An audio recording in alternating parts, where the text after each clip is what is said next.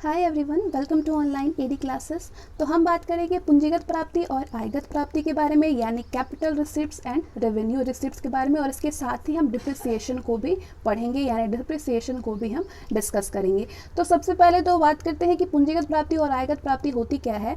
तो capital receipts यानी पूंजीगत प्राप्ति पूंजी संपत्ति के बेचने से जो भी आय प्राप्त होती है, ठीक है, पूंजी संपत्ति के बेचने से जो भी हमें इनकम प्राप्त होती है उसे पूंजीगत प्राप्ति कहते हैं। और आयगत प्राप्ति क्या होती है? बिजनेसमैन जो है जिस माल से बिजनेस करता है उसे बेचने से जो भी इनकम प्राप्त होती है, जो भी आय प्राप्त होती है, उसको रेवेन्यू रिसिप्ट्स यानी आयगत प्राप्ति कहते हैं। ठीक है, ये तो हुआ इनका मतलब कि पूंजीगत प्राप्ति और आयगत प्राप्ति क्या होती है। अब इन दोनों में अंतर क्या है, कैपिटल रिसिप्ट्स और रेवेन्यू रिसिप्ट्स में? तो इन दोनों आयगत प्राप्ति और पूंजीगत प्राप्ति में अंतर करना सरल नहीं है। इसका कारण ये है कि परिस्थितियों के अनुसार एक राशि एक दशा में आयगत प्राप्ति होती है, इसलिए इन दोनों में अंतर करने के लिए कोई निश्चित नियम नहीं बनाए गए हैं। यदि न्यायाधीशों के निर्णयों के आधार पर अगर इनमें अंतर किए जा सकते हैं, जैसे कि न्यायाधीश M.R. पोलक ने प्रकट किया है विचार कि विचार में बहुत से लेखपालों के लिए ये परेशानी का विषय है कि कौन सी प्राप्ति पूंजी है और कौन सी प्राप्ति आय। और जहाँ तक मैं समझता हूँ, इनके अंतर के लिए एक संतोषजनक परिभाषा बनाना असंभव है। ठीक है, असंभव है इन दोनों में अंतर के लिए विचार करना। तो एक अन्य न्यायाधीश के इस संबंध में विचार हैं कि एक प्राप्ति आय और या नहीं है, एक प्राप्ति आय है या नहीं है, ये एक तथ्य का प्रश्न है, कानून का नहीं है, क्योंकि आय और पूंजी का अंतर एक निजी सुविधा का प्रश्न है और इसमें कोई भी विशेष सार नहीं है। ठीक है, तो ये दोनों लोगों का विचार था। इन दोनों में अंतर करना उतना सरल नहीं है, लेकिन अगर आप नीचे जो आप पढ़ेंगे इससे ज्ञातव्य किया जा सकता है कि कौन सी प्राप्ति पूंजीगत है और कौन सी आयगत है। तो इन नियमों के साथ साथ व्यापार के स्वभाव और परिस्थितियों को ध्यान में रखना अत्यंत आवश्यक है। तो इन दोनों में अंतर के क्या नियम है वो हम आगे पढ़ेंगे। पहला नियम तो है कि स्थायी पूंजी और चालू पूंजी, यानी स्थायी पूंजी पर मिली हुई आय, जैसे कि एक फर्नीचर का व्यापारी जब भवन बेच करके आय प्राप्त करता है, जब उसको इनकम प्राप्त होती है, तो वो इनकम पूंजीगत प्राप्ति मानी जाती है। क्या मानी जाती है? पूंजीगत प्राप्ति मानी जाती है। स्थायी संपत्तियां पूंजी संपत्तियां भी कही जाती हैं, स्थायी संपत्तियां पूंजी संपत्तियां भी कही जाती हैं। चालू पूंजी पर मिली हुई आय, जैसे कि एक फर्नीचर के व्यापारी द्वारा फर्नीचर बेचने पर प्राप्त हुई राशि आयगत प्राप्ति मानी जाती है। एक फर्नीचर के व्यापारी द्वारा फर्नीचर बेचने पर प्राप्त हुई राशि आयगत प्राप्ति मानी जाती है, यानी रेवेन्यू रिसिप्ट्स मानी जाती है। संपत्तियों को व्यापारिक संपत्तियां भी कहा जाता है, संपत्तियों को व्यापारिक संपत्तियां भी कहा जाता है। दूसरा नियम है पूंजीगत प्राप्ति और आयगत प्राप्ति के अंतर के नियम। दूसरा है आय प्राप्ति के साधन की क्षतिपूर्ति। आय प्राप्ति के साधन की क्षतिपूर्ति, यानी यदि किसी आय प्राप्त होने वाले साधन को छोड़ने पर कुछ राशि मिलती है तो वो पूंजीगत प्राप्ति कही जाती है। जैसे कि एक भट्टे के व्यापारी को कुछ जमीन से ईंट ना निकालने के बदले में यदि हर्जाना देना पड़ता है तो ये क्षतिपूर्ति पूंजीगत प्राप्ति मानी जाएगी। एक भट्टे के व्यापारी को कुछ जमीन से ईंट ना निकालने के बदले में यदि हर्जाना भरना पड़े तो वो क्षतिपूर्ति पूंजीगत प्राप्ति मानी जाएगी। इससे इस बात प्रकार प्रकट किया जा सकता है कि किसी आय के साधन को बंद करने की क्षतिपूर्ति पूंजीगत प्राप्ति है। ठीक है, तो मिलने वाली आय के बदले में मिली हुई क्षतिपूर्ति को आयगत प्राप्ति कहा जाता है। जैसे कि एक भट्टे के व्यापारी से एक व्यक्ति ने ईंटों के क्रय करने का प्रसन्न विदा किया है। ये व्यक्ति ईंटें क्रय ना करके यदि भट्टे के व्यापारी को क्षतिपूर्ति देता है तो ये क्षतिपूर्ति आयगत क्षतिपूर्ति कही जाएगी। अब तीसरा नियम है इन दोनों के अंतर के, संपत्ति का प्रयोग। यदि एक व्यक्ति किसी संपत्ति को विनियोग की तरह रखता है, यदि एक व्यक्ति किसी संपत्ति को विनियोग की तरह रखता है तो इसकी बिक्री से प्राप्त होने वाली आय पूंजीगत आय कही जाती है। जैसे कि यदि एक व्यक्ति के पास कुछ अंश है जिनको वो विनियोग के उद्देश्य से अपने पास रखे हुए था, तो इन अंशों के बेचने से जो लाभ उसको प्राप्त होगा वो पूंजीगत प्राप्ति कहा जाता है। यदि एक व्यक्ति किसी संपत्ति को फिर से बेच करके लाभ कमाने के उद्देश्य से अपने पास रखता है तो इस प्रकार की संपत्ति को बेच करके प्राप्त हुआ लाभ वो आयगत माना जाता है। जैसे कि यदि एक व्यक्ति अंशों को सट्टा करने की दृष्टि से क्रय करता है तो इन अंशों को बेचने से प्राप्त हुआ जो लाभ है वो आयगत प्राप्ति माना जाता है। अगला नियम है पूंजीगत प्राप्ति और आयगत प्राप्ति के अंतर के राशि का पूंजी के रूप या फिर आय रूप में मिलना। यानी यदि किसी व्यक्ति को कोई राशि पूंजी के रूप में मिलेगा तो वो पूंजीगत प्राप्ति मानी जाएगी, वो पूंजीगत प्राप्ति मानी जाएगी। यदि किसी व्यक्ति को कोई राशि आय के रूप में मिलेगी तो वो आय प्राप्ति मानी जाएगी। यदि इनकम के रूप में मिलेगी तो वो इनकम आयगत प्राप्ति मानी जाएगी। ठीक है, चाहे भले ही दूसरे व्यक्ति ने इसे पूंजी में इसे दिया हो, ठीक है, लेकिन फिर भी वो आय प्राप्ति ही मानी जाएगी। जैसे कि यदि कोई कंपनी अपनी पूंजी में से कर्मचारी को वेतन देता है तो उन कर्मचारियों के लिए ये आयगत प्राप्ति ही मानी जाएगी। अगला नियम है अधिकारों को छोड़ना। अधिकारों को छोड़ना, यदि कुछ अधिकारों को छोड़ने पर कोई राशि मिलती है तो वो पूंजीगत प्राप्ति कही जाती है। यदि कुछ अधिकारों को छोड़ दिया जाए तो कोई राशि मिलती है तो वो क्या मानी जाएगी, पूंजीगत प्राप्ति कही जाती है। भविष्य में होने वाले लाभों के हर्जाने के रूप में एक प्रसन्न विदा के अनुसार मिली हुई राशि आयगत प्राप्ति मानी जाती है। अगला नियम है इन दोनों के अंतर का एक मुश्त या फिर किस्तों में आय का मिलना। यानी यदि कोई आय किस्तों में मिलती है, थोड़े थोड़े पार्ट में मिलती है, किस्त के रूप में मिलता है तो वो आयगत प्राप्ति नहीं हो जाती है। ठीक है, ये आय के स्वभाव पर निर्भर है कि वो आयगत प्राप्ति है अथवा पूंजीगत प्राप्ति है। यदि कोई आय एक मुश्त प्राप्ति हो तो वो सदैव ही पूंजीगत प्राप्ति नहीं होगा। ये आय के स्वभाव पर निर्भर करेगा कि वो आयगत प्राप्ति है या फिर पूंजीगत। अगला नियम है एजेंसी की समाप्ति। यानी एक एजेंसी की समाप्ति पर मिला हुआ हर्जाना पूंजीगत प्राप्ति माना जाता है। एक एजेंसी की समाप्ति पर जो मिला हुआ हर्जाना है वो पूंजीगत प्राप्ति माना जाएगा। एजेंसी की समाप्ति पर मिला हुआ हर्जाना आयगत प्राप्ति होता है यदि अनुबंध में इसे प्राप्तकर्ता की व्यापारिक संपत्ति यानी ट्रेडिंग एसेट्स माना जाता है और ये अनुबंध व्यापार की साधारण दशा में किया जाता है। पूंजीगत लाभ और आयगत लाभ, ऐसे लाभ जो कि व्यवसायों के सामान्य व्यवसाय से संबंधित नहीं होता है और विशेष परिस्थितियों में प्राप्त किए जाते हैं वो पूंजीगत लाभ कहे जाते हैं। ठीक है, पूंजीगत लाभ क्या होता है, ऐसे लाभ जो व्यवसाय के सामान्य व्यवसाय से संबंधित नहीं होता है और विशेष परिस्थितियों में प्राप्त किए जाते हैं वो पूंजीगत लाभ कहे जाते हैं। पूंजीगत लाभ के उदाहरण हैं अंशों के हरण पर लाभ, अंशों के निर्गमन पर प्रीमियम, ऋण पत्रों के निर्गमन पर लाभ, समामेलन के पहले की अवधि का लाभ और व्यवसाय के क्रय पर लाभ। ये सारे क्या हैं, पूंजीगत लाभ हैं।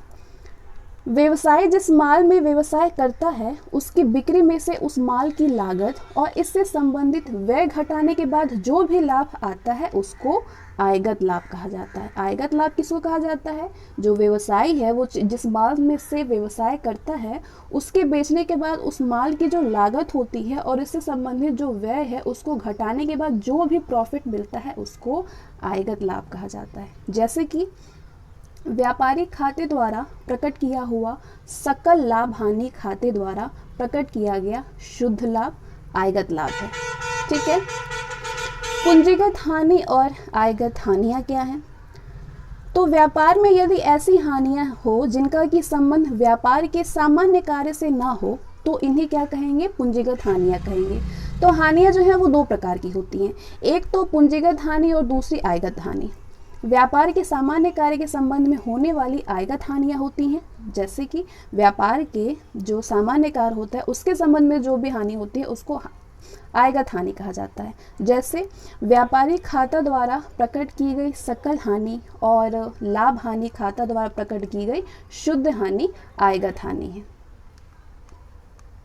पूंजीगत हानियों में से कुछ हानियां हैं जैसे कि ऋण पत्रों के शोधन पर किया जाने वाला प्रीमियम, ये क्या है, पूंजीगत हानियां है। स्थायी संपत्तियों पर स्थायी संपत्तियों की बिक्री पर हानि, ऋण पत्रों के निर्गमन पर हानि और अंशों के निर्गमन पर हानि, ये सारे पूंजीगत हानियाँ हैं।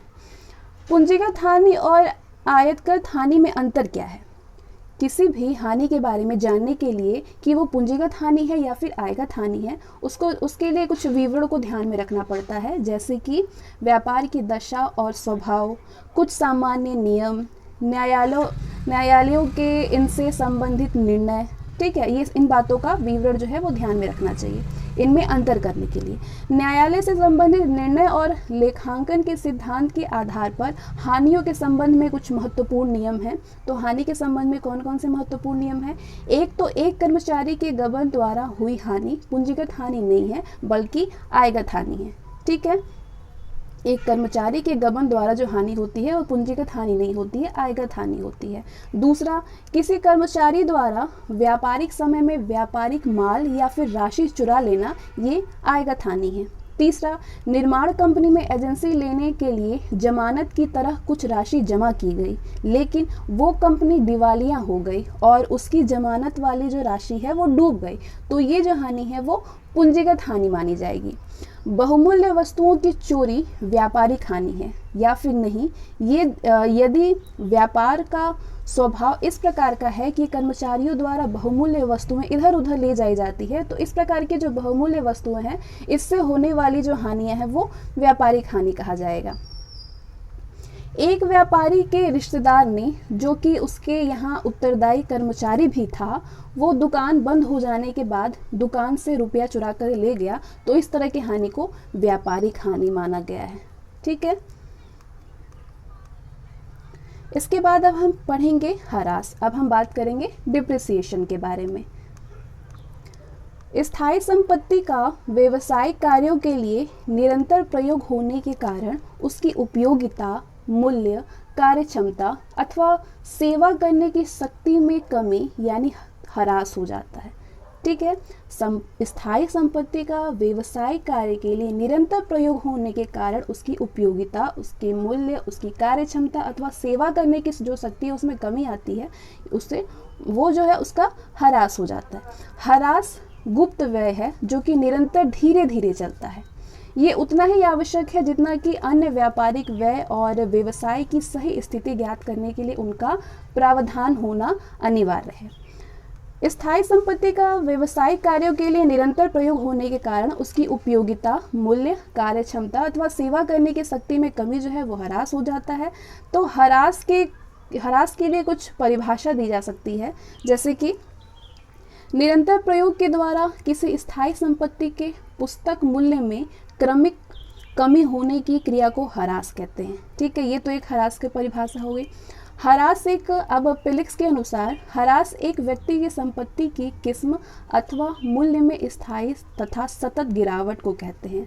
पिलिक्स ने कहा है कि ह्रास जो है वो एक व्यक्ति की संपत्ति की किस्म अथवा मूल्य में स्थायी और सतत जो गिरावट होती है उसको ह्रास बोलते हैं।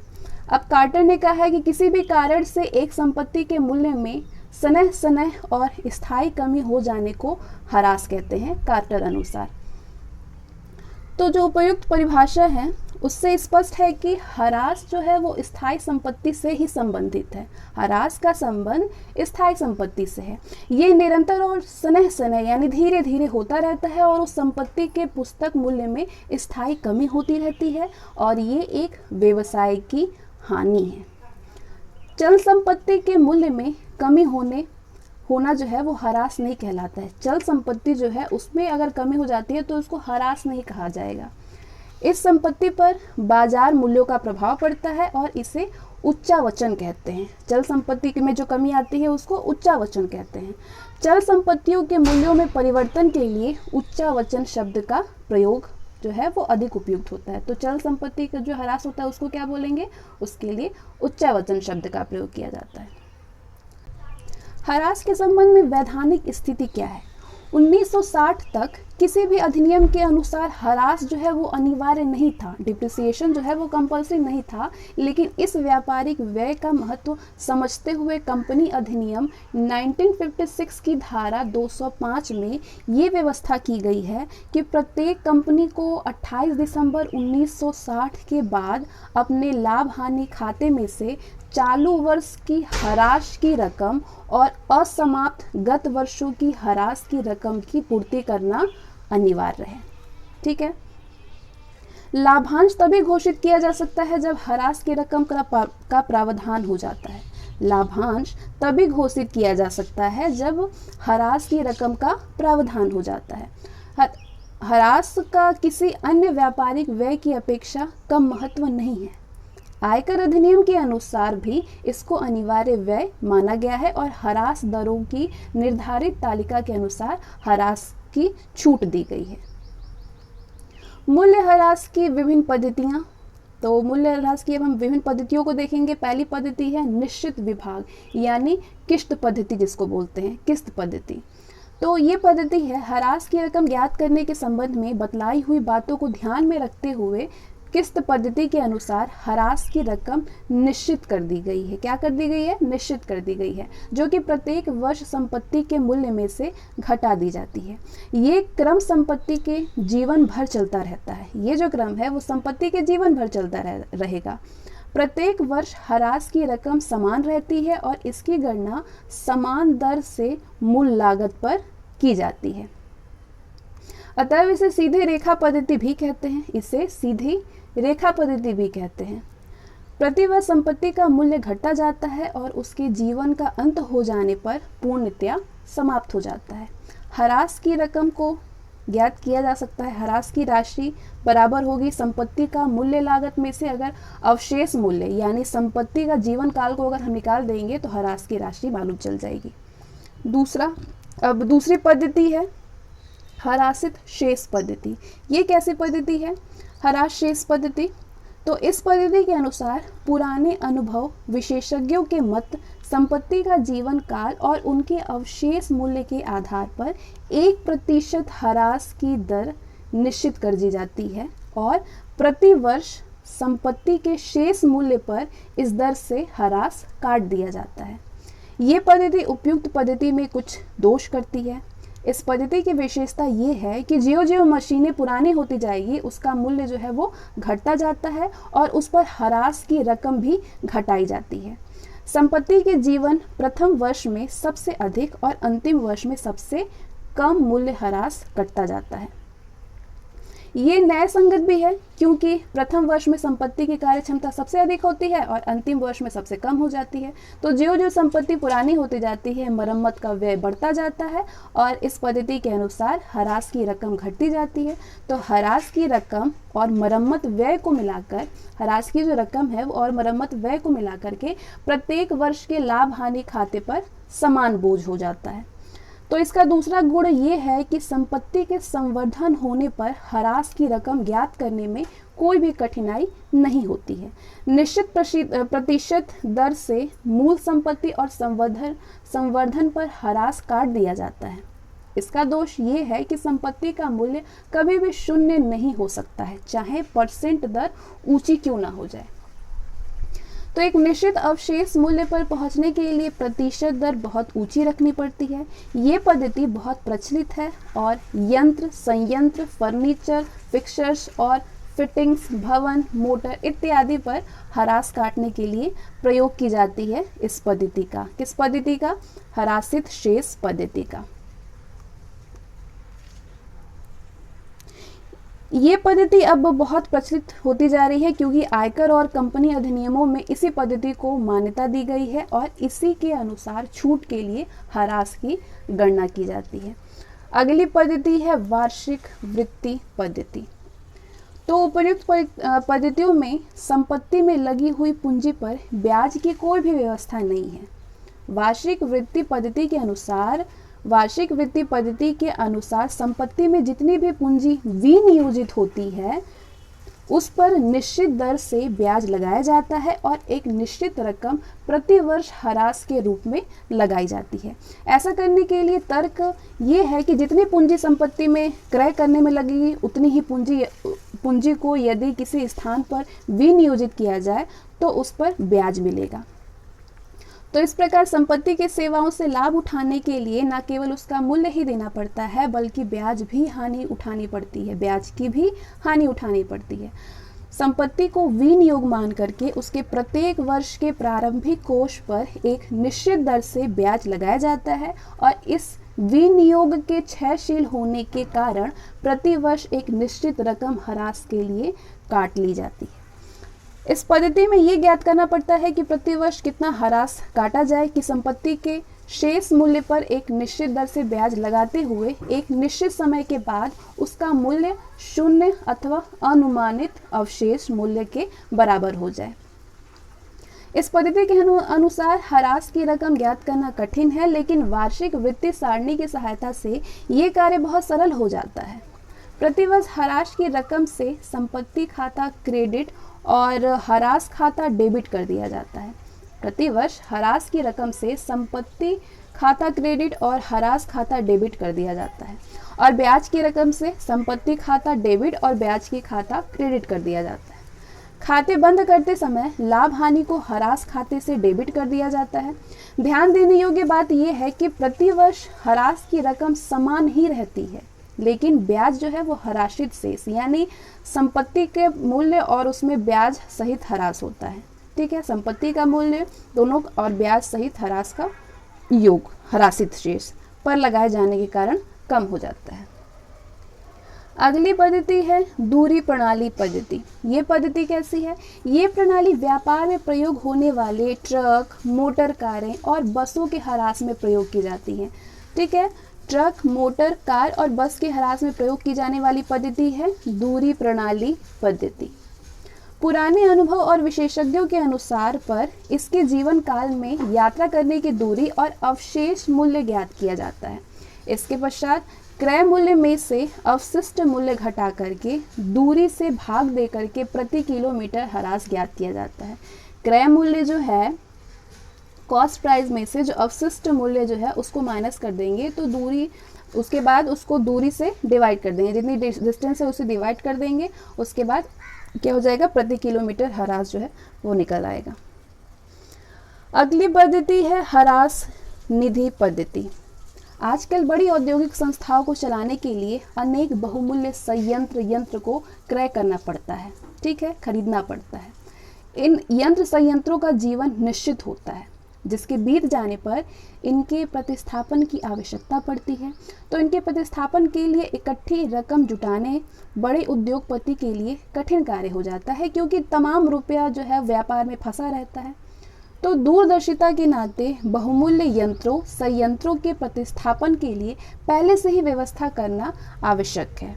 ह्रास निधि पद्धति जो है, जिसे कि सिंकिंग फंड पद्धति भी कहा जाता है, संपत्ति के प्रतिस्थापन की व्यवस्था सुगमता से हो जाती है।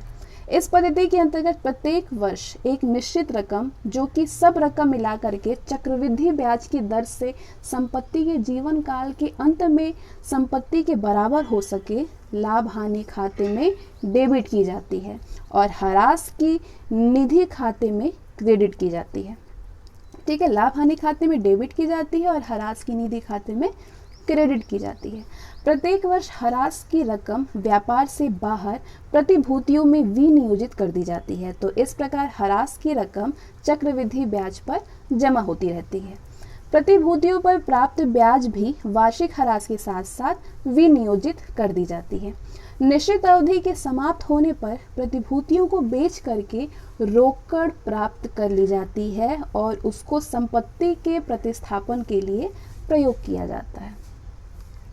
अगली पद्धति है बीमा पत्र पद्धति। ये कोई नई पद्धति नहीं है बीमा पत्र, वरन ह्रास निधि पद्धति का एक विशेष रूप है। अंतर केवल इतना है, मतलब जो बीमा पत्र पद्धति है वो भी ह्रास निधि पद्धति के ही तरह है, लेकिन इसमें अंतर केवल इतना है कि इस पद्धति के अंतर्गत रुपया प्रतिभूतियों में विनियोजित नहीं होता है, बल्कि प्रीमियम के रूप में बीमा जो है वो कंपनी को दिया जाता है। ह्रास निधि पद्धति का एक विशेष दोष ये है कि प्रतिभूतियों का मूल्य घट जाने पर हानि की संभावना रहती है, लेकिन बिना पत्र पद्धति के अंतर्गत पूर्ण सुरक्षा रहती है। एक बीमा पत्र ले लिया जाता है जिसके लिए प्रतिवर्ष निश्चित प्रीमियम की रकम बीमा कंपनी को देनी पड़ती है। अवधि के अंत में बीमा पत्र का रुपया मिल जाता है और उससे जो नई संपत्ति होती है वो खरीद ली जाती है। तो बीमा पत्र पर ब्याज जो है वो कम होता है। बीमा पत्र पर ब्याज इंटरेस्ट बहुत कम होता है। इसके बाद आगे जो है हम साझेदारी यानी पार्टनरशिप को डिस्कस करेंगे। तो फिर मिलते हैं नेक्स्ट वीडियो में। और ये वीडियो अगर आपके लिए यूज़फुल है तो इसको लाइक और शेयर ज़रूर से करें।